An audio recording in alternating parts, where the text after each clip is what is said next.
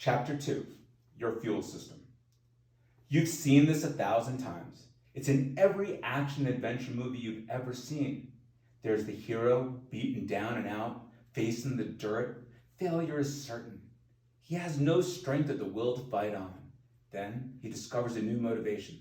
Perhaps someone's life is in jeopardy, or he hears or remembers a message of hope. With this new source of motivation, this new fuel, the hero rises from the ashes to defeat the enemy and achieve victory. This same storytelling device has been used for thousands of years. Why?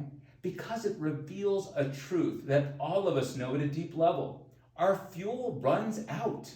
It has an expiration date. The only way to reach the next level of performance, achievement, and success is to find a new fuel source. One of the most common struggles my high-achieving clients come to me with is their motivation has dried up and they can't understand why. They may be described the feeling like, I've just lost my drive, or I'm just going through the motions. Often they say, I just don't have the passion for anything anymore. What's wrong with me? What's going on here? In this chapter, you'll discover that much of your achievement and success has been driven by kid fuel, which eventually runs out.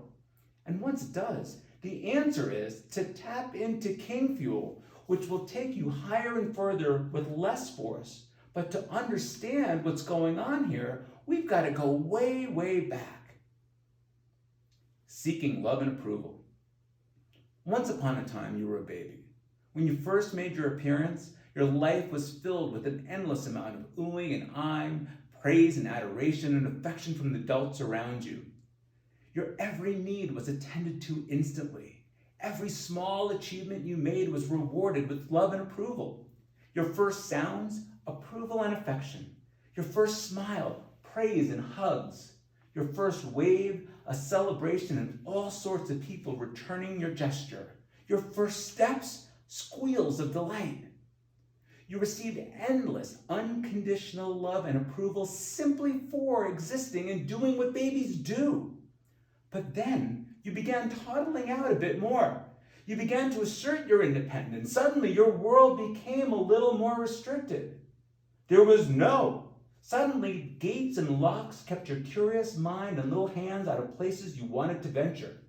There are consequences. You're expected to be a good boy or good girl. You began to earn your good stamp approval and love by your actions. You quickly became conditioned to follow the guidelines, both the spoken and unspoken rules of the tribe. Simply put, love and approval aren't unconditional anymore. You have to perform to earn your emotional cookie.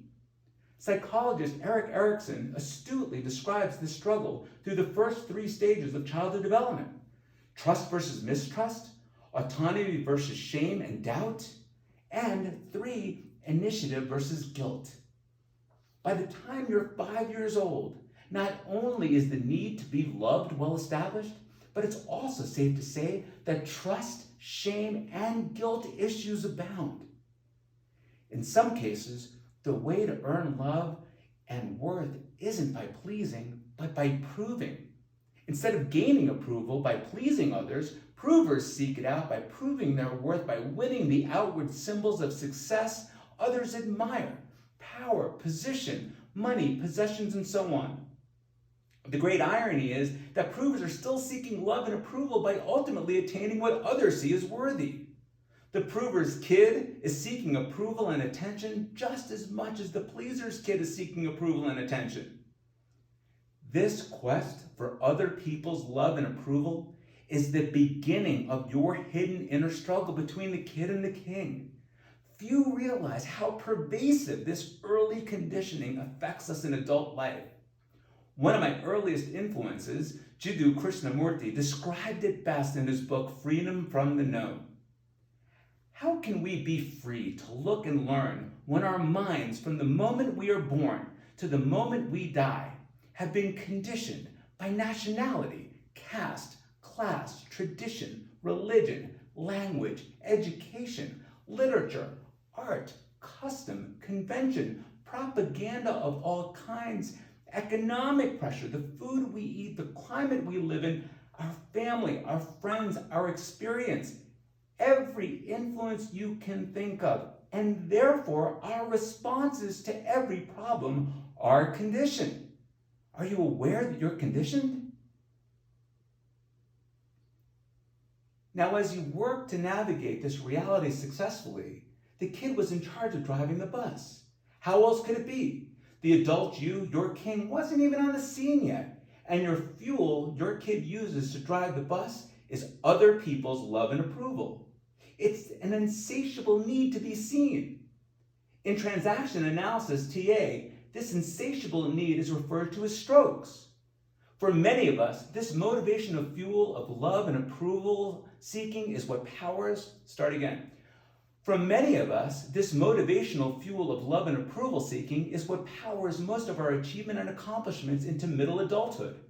Your kid has been driving the bus on a high-octane love and approval and attention seeking. And then the fuel runs out. Here's why. Trying to motivate yourself by seeking love and approval and acceptance of others predictably loses its motivation the older you get. The provers say, I'm going to conquer or achieve this no matter what. I'll show them. The good boy and the good girl will step up and dutifully stay on the path regardless of the cost. Burnout and confusion are inevitable. When my clients finally get to me, they're too tired to continue doing what they've always done and aren't sure how to move forward.